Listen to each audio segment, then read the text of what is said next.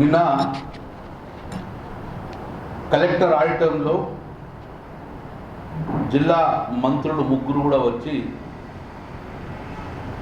జిల్లాకు సంబంధించిన ఉమ్మడి జిల్లాకు సంబంధించిన ఇన్ఛార్జ్ మంత్రి గారు ఉత్తమ్ కుమార్ రెడ్డి గారు ఆహ్వానిస్తే మేము వెళ్ళడం జరిగింది.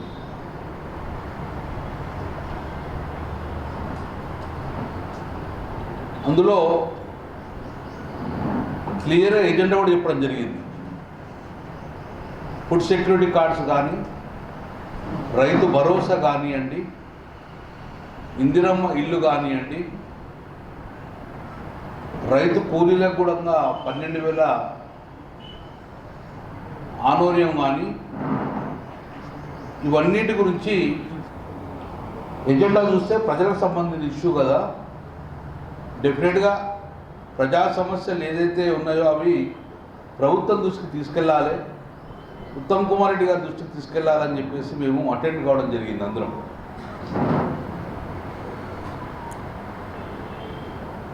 అందులో మేము ప్రధాన అంశాలు ప్రతిపాదించినాం. ప్రధాన అంశాలు మళ్ళీ దానికి ఆన్సర్ రాలే కాబట్టి మళ్ళీ మీ ద్వారా ప్రభుత్వానికి ప్రజలు ఏదైతే అనుకుంటున్నారో, ప్రజలు ఏదైతే ఆశిస్తున్నారో దాన్నే మళ్ళీ మీ ద్వారా నేను ప్రభుత్వానికి కోరుతాను.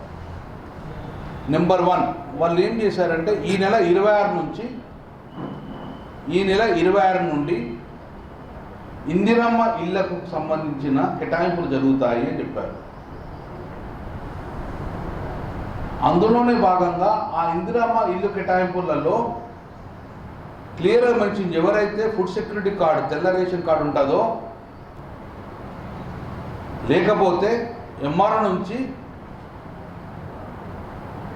సర్టిఫికేట్ తీసుకోవాలి, బిలో ప్రావర్టీ లైన్ యొక్క సర్టిఫికేట్ తీసుకోవాలని చెప్పేసి కూడా అందులో మెన్షన్ చేయడం జరిగింది.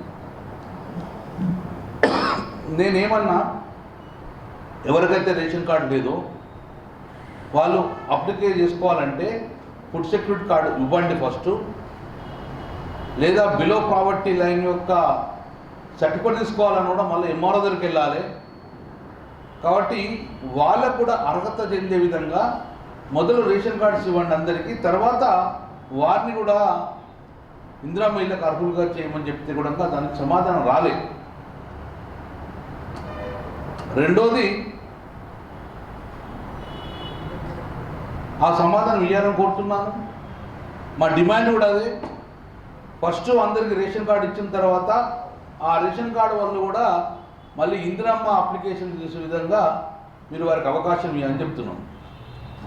రెండోది, ఇందిరమ్మ ఇల్లు అనేది కరీంనగర్ కార్పొరేషన్లో కానీ, సుడా పరిధిలో కానీ వారికి ఒకవేళ 100 గజాల ఇల్లు ఉంటే వారు అందులో ఇల్లు కట్టుకోవాలంటే మీరు ₹1,00,000 చొప్పున 5 లక్షలు ఇస్తా అన్నారు. కానీ దానికి LRS రూపేనా, వివిధ మున్సిపల్ సంబంధించిన రూపేనా సుమారు 1,00,000 నుంచి 1,40,000 వరకు కూడా వారికి పర్మిషన్ ఫీజు అవసరం పడుతుంది. సో దాన్ని కూడా మీరు ప్రభుత్వమే చెల్లించండి, లేకుంటే 1,40,000 భారం అవుతుంది, ప్రభుత్వమే చెల్లించండి అని చెప్పి అదొక డిమాండ్ పెట్టాం. సుడా పరిధిలో కూడా ఉన్నాయన్నీ కూడా గ్రామ పంచాయతీలు అన్నీ కూడా సుడాగా మారినాయి కాబట్టి అవి కూడా దానికి కూడా ఆ పర్మిషన్ ఫీ కూడా మీరు ఇందిరమ్మ ఇళ్లలోనే చేర్చాలి. లబ్ధిదారుకి రూపాయి కూడా బటన్ కాకుండా ఇల్లు కట్టియమని చెప్పేసి రెండో డిమాండ్ చెప్పడం జరిగింది. మూడొక డిమాండ్, ఏదైతే రైతు కూలీలకు ₹12,000 మీరు పెన్షన్ ఇస్తా అంటున్నారో అందులో గత సంవత్సరం 20 రోజులు మీరు ఉపాధి హామీకి వెళ్ళి ఉండవలసింది జాబ్ కార్డు ఉండాలని చెప్తున్నారు. జనరల్ గ్రామాలలో కూలీలు ఉంటారు, కానీ చాలామంది కూడా ఉపాధి హామీ పథకానికి వెళ్ళరు, వారికి జాబ్ కార్డు ఉండదు. బయట వేరే కైకిళ్ళకి పోతే ₹500 దాకా వస్తాయని చెప్పేసి ఉపాధి హామీ పథకానికి వెళ్ళరు. మరి వారందరికీ కూడా జాబ్ కార్డ్స్ ఉన్నాయి, వాళ్ళకి ఎలిజిబిలిటీ కూడా వచ్చే విధంగా గ్రామసభ పెట్టి అందులో 20 రోజులు మాత్రమే 20 రోజులు ఉండాలి పనిచేయాలని చెప్పే నిబంధన ఎత్తేయండి. అర్హులైన ప్రతి కూలీకి కూడా 12,000 రూపాయలు ఇవ్వాలని చెప్పేసి నా మూడో డిమాండ్ ఉండగా, ప్రజల డిమాండ్ ఉండగా పెట్టడం జరిగింది. విలీన గ్రామాల్లో కూడా చాలామంది కూడా ఇప్పుడున్న పరిస్థితులు జాబ్ కార్డు కోల్పోతారు మున్సిపాలిటీకి వస్తే. సో వారికి కూడా కూలీలు, రైతు కూలీకి ఇచ్చే పెన్షన్ 12,000 ఇవ్వడం చెప్పి ఈ ప్రధాన డిమాండ్ కూడా వాళ్ళకు చెప్పడం జరిగింది. అందరు ప్రజలలో ఒక అనుమానం ఉన్నది, ఏ గ్రామంకైనా గ్రామంలో మా అందరికీ ఇందిరమ్మ ఇల్లు వచ్చిందని చెప్పి భ్రమలో ఉన్నారు. వాళ్ళందరి అధికారులు కూడా ఫోటోలు ఇచ్చింది.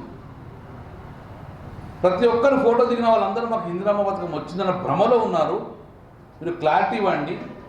వారందరికీ ఇందిరమ్మ ఇల్లు వచ్చినాయా, లిస్ట్లో వాళ్ళ పేర్లు ఉంటాయా, ఇస్తే వాళ్ళందరికీ ఇస్తారా, ఎన్ని దఫాలుగా ఇస్తారు, ఏ రూపకంగా ఇస్తారు అని చెప్పేసి దానికి క్లారిటీగా చెప్పమని చెప్తే ఇవన్నీ రాసుకున్నారు. సమాధానం ఇస్తారని ఆశించగానే సమాధానం ఈక్షించలే.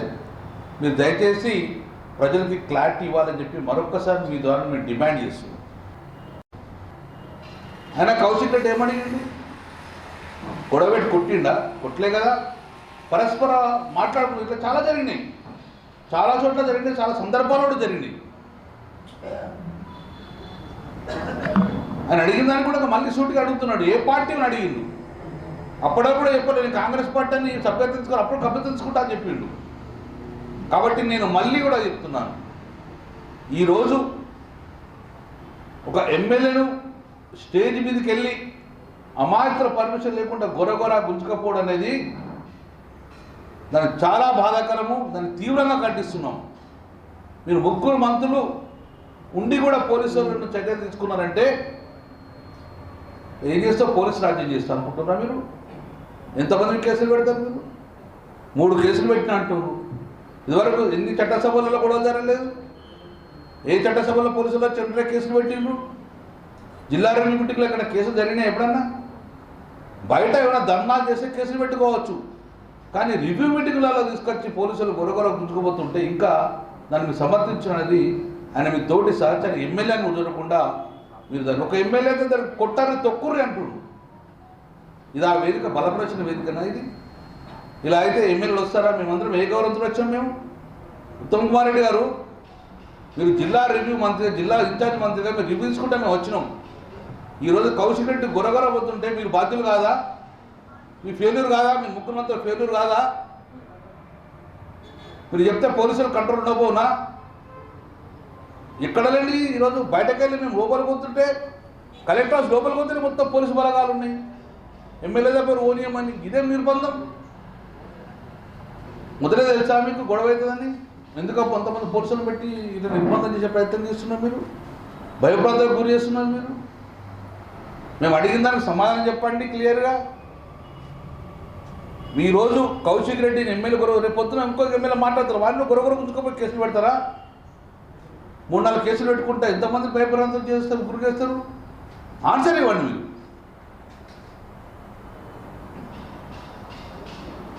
కాబట్టి మేము చాలా తీవ్రంగా ఖండిస్తున్నాం. పోలీస్ కేసులు పెట్టడానికి మేము విభేదిస్తున్నాం. ఇప్పటికైనా మీ 3 జిల్లా మంత్రులు మీ ప్రమేయం ఏమి లేకపోతే పోలీస్ కేసులు వెనువెంటనే ఎత్తండి. ఇది మీ కంట్రోల్లో ఉన్న సమావేశ మందిరం. అది ఆ సమావేశ మందిరం మీ 3 మంత్రుల కంట్రోల్ ఉన్నది. అది మీ కంట్రోల్ అదిపి తప్పిందని భావిస్తున్నారా? చెప్పాల్సిన బాధ్యత మీ మీద ఉన్నది. కేసులు పెడితే ఎదుర్కొంటాం, కానీ ఎవరి ఫెయిల్యూర్ వల్ల కేసులు పెట్టినది అంతరాత్మ చెప్పుకోని చెప్పి చెప్పడం జరుగుతుంది.